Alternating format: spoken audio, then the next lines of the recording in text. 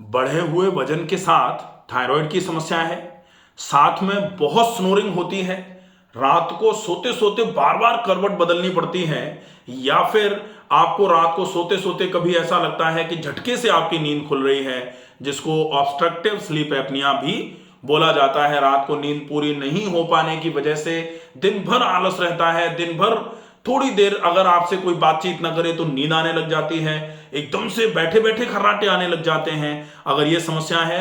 और इसके साथ साथ जैसे जैसे शरीर लिथार्जिक होता है तो डेफिनेटली शरीर प्रोन हो जाता है डायबिटीज के लिए, बढ़ते हुए बीपी के लिए, या फिर कोलेस्ट्रॉल प्रोफाइल आपकी खराब होना चालू हो जाती है, लिवर पर फैट जमा होना चालू हो जाता है।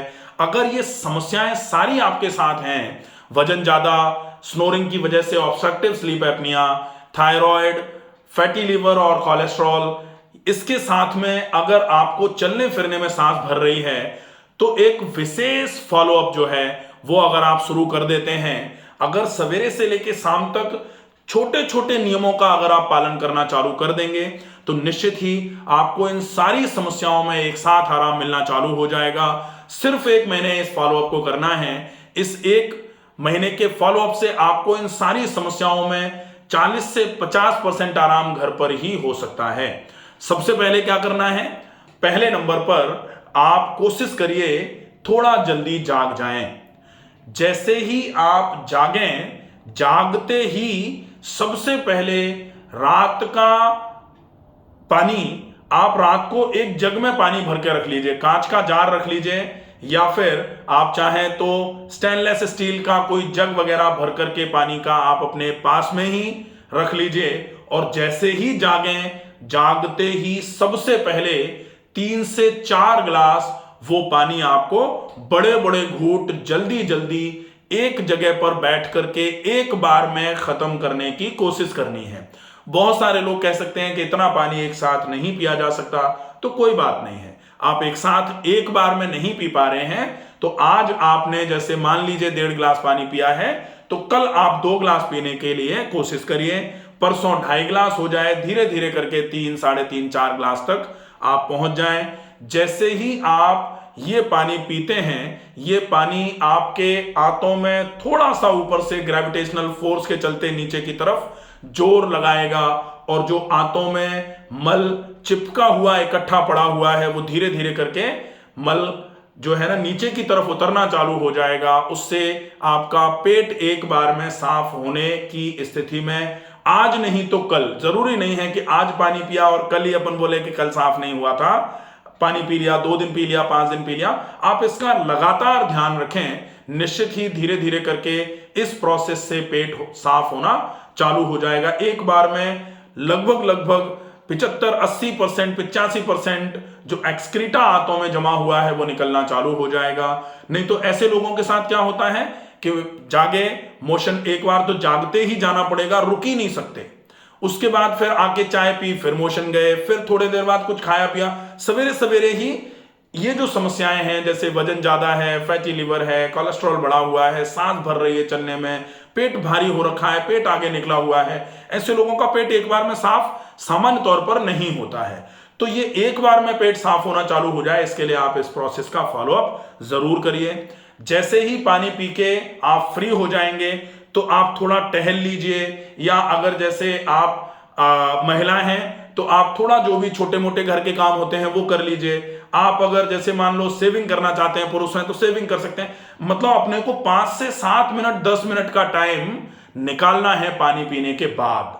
अगर 5 से 7 मिनट, 10 मिनट आप निकाल लेते हो खड़े होके चलते फिरते हुए, तो वो पानी जल्दी जल्दी नीचे की तरफ जाएगा, और वो नीचे की तरफ जाते हुए सारे मल को इकट्ठा करके मलाशय की तरफ ले जाएगा, जिससे एक बार में ज्यादा से ज्यादा एक्सक्रीटा मल जो है वो निकल करके बाहर आए।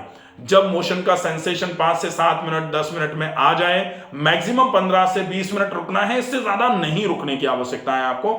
जैसे कोई चाहे कि हमने पानी पी लिया, उसके बाद हमको मोशन नहीं आ रहा है, तो क्या हम व्यायाम कर सकते हैं? नहीं कर सकते। आप 10 से 15 मिनट मैक्सिमम रुकें, उसके बाद एक बार आप आए या नहीं आए मोशन जाइए। आ जाए तो बहुत अच्छी बात है, नहीं आए तो कोई बात नहीं, आप वापस आके हाथ मुंह धो लीजिए, मंजन कर लीजिए। उसके बाद सवेरे का जो रूटीन है उसको फॉलो जरूर करना है। आके हाथ मुंह धोया, मंजन किया। मंजन करने के बाद एक बहुत सिंपल सा रूटीन होता है जिसको बोला जाता है ऑयल पुलिंग।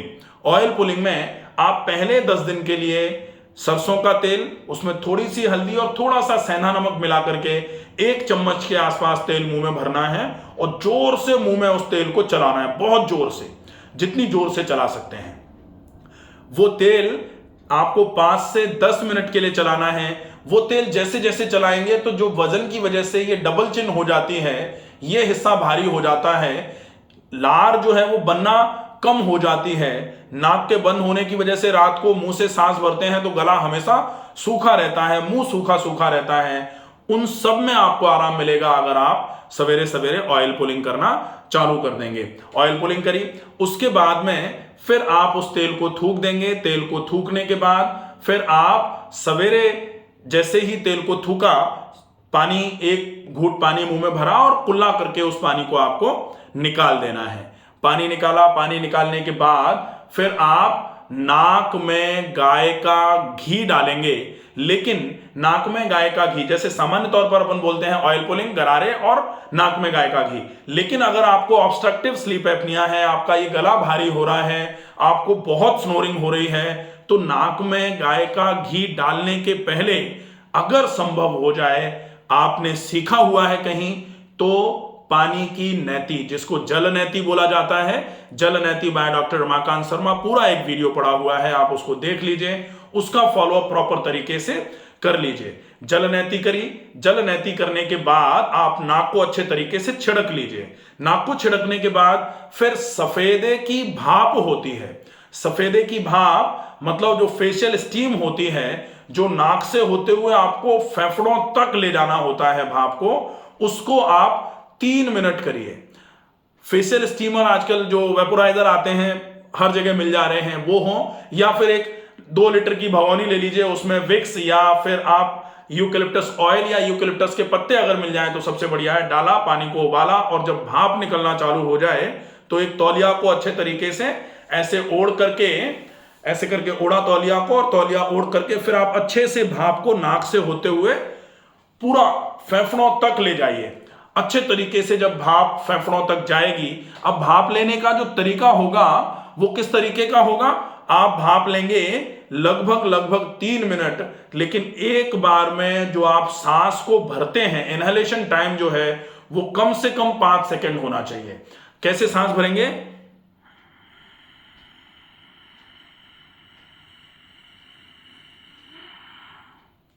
ताकि पूरी सांस है। ऐसा हम कैसे करते हैं,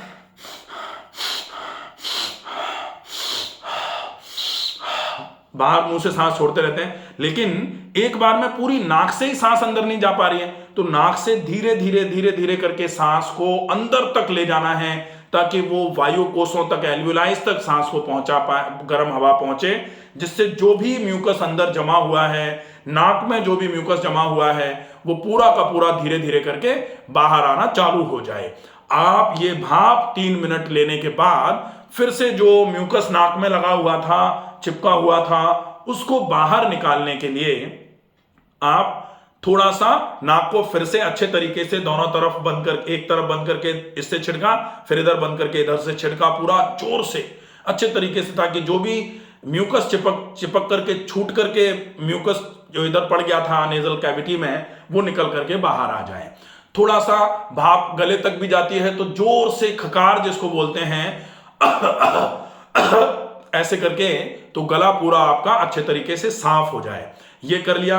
इसके बाद में आप वही गुनगुना पानी जो था, चूंकि आप जो नैती करते हैं उसमें गुनगुना पानी और नमक होता है, उस पानी से आप अच्छे तरीके से आपने भाप कर ली, फिर थोड़ा सा आप कुल्ले कर लीजिए, गरारे कर लीजिए। उसके बाद फिर आप नाक में गाय का घी, ये प्रोसेस बताने में थोड़ा ऐसा लग रहा है कि बहुत लेट होगा, बहुत ज्यादा टाइम लगेगा। इतना टाइम लगेगा नहीं, पूरा का पूरा प्रोसेस करने में ज्यादा से ज्यादा आपको 15 से 20 मिनट लगेंगे।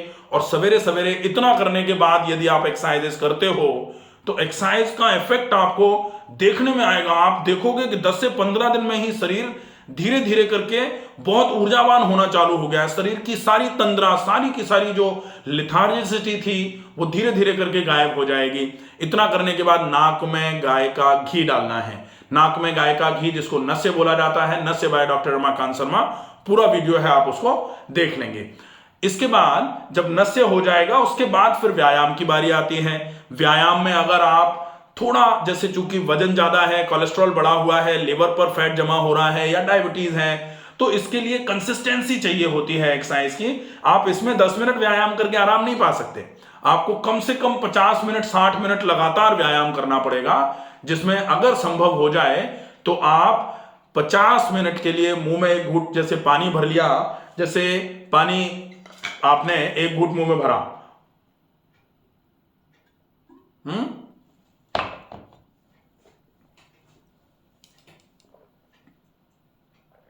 मुंह में पानी भरा रहेगा, मैंने अभी निकला क्योंकि मुझे बोलना है, हाँ, मुंह में पानी भरा रहेगा और आप चलो मुंह में पानी भर के बिना मुंह को खोले हुए, क्योंकि मुंह में पानी भरा है आप बोल सकते नहीं हैं, आप मुंह से सांस भर नहीं सकते हैं, नाक से चूंकि सांस भरना छोड़ना है इसलिए हमने पहले नाक में नस्य कर लिया है। अगर आप ये करके 50 मिनट चल पाए, आप महीने भर के बाद अपने ब्लड शुगर को चेक कर सकते हैं। ये वो वाली बात नहीं है कि आपने कुछ खा लिया और तुरंत ऐसे करके ब्लड शुगर चेक कर लो सही हो जाएगा, ये ऐसे नहीं। यहां शुगर कैसे ठीक होगा, क्योंकि टाइप 2 डायबिटिक अगर आप हैं, पैनक्रियास से इंसुलिन सिक्रेशन बढ़ना चालू हो जाएगा, क्योंकि आप नाक से सांस भरते छोड़ते हुए, अब आप तेज गति से चलोगे तो 10 मिनट 15 मिनट के बाद कैसे चलोगे,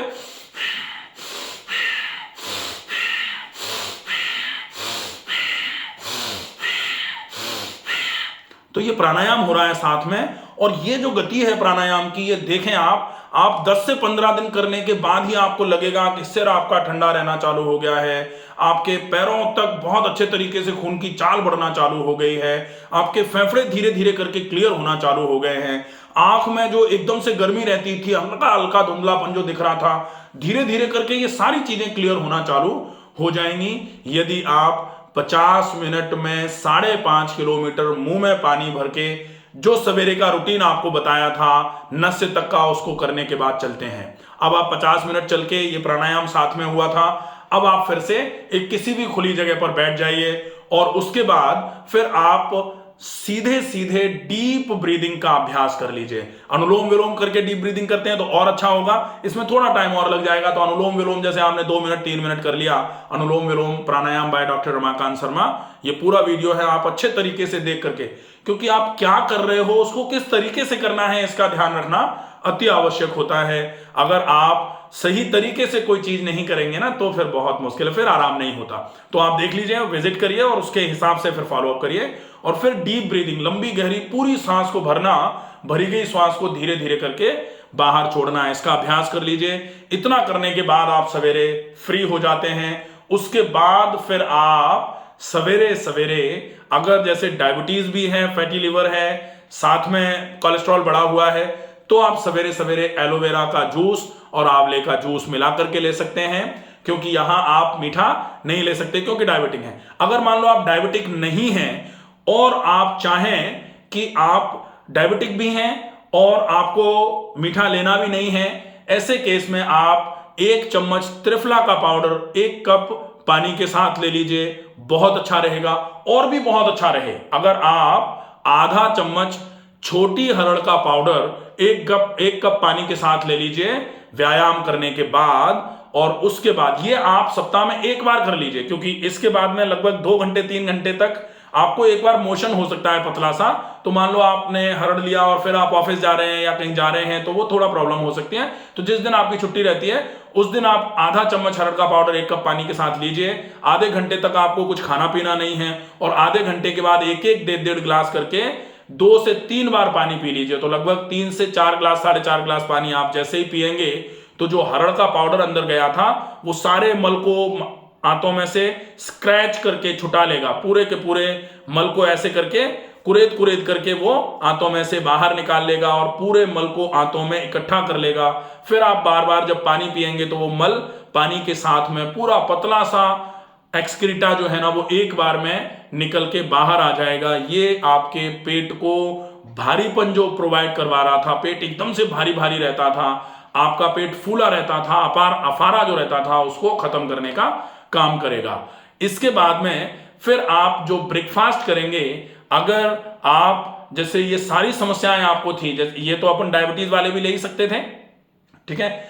इसके बाद में ब्रेकफास्ट जो है वो अगर संभव हो जाए तो वेजिटेबल दलिया में लगभग 90% सब्जियां ही सब्जियां हों, खूब सारी सब्जियां हों, थोड़ा सा उसमें दलिया डाला और खूब सारा पानी डाल करके पतला सा उसको बनाना है, अच्छी मात्रा में हल्दी और हींग हो, ये व्यवस्था अगर हो जाए तो एक बाउल दलिया आप नाश्ते के रूप में लगभग 9 साढ़े 9 बजे के आसपास, पौने 10 बजे तक ले सकते हैं। उसके बाद आप फ्री हो जाते हैं। दोपहर का जो लंच है उसमें आप एक चपाती बहुत मोटे आटे की, अगर आपको बहुत तेज भूख लगती है तो 2 चपाती बहुत मोटे आटे की, बहुत सारी सब्जी में मिर्च मसाले चिकनाई कम से कम हो, इसका ध्यान रखना है।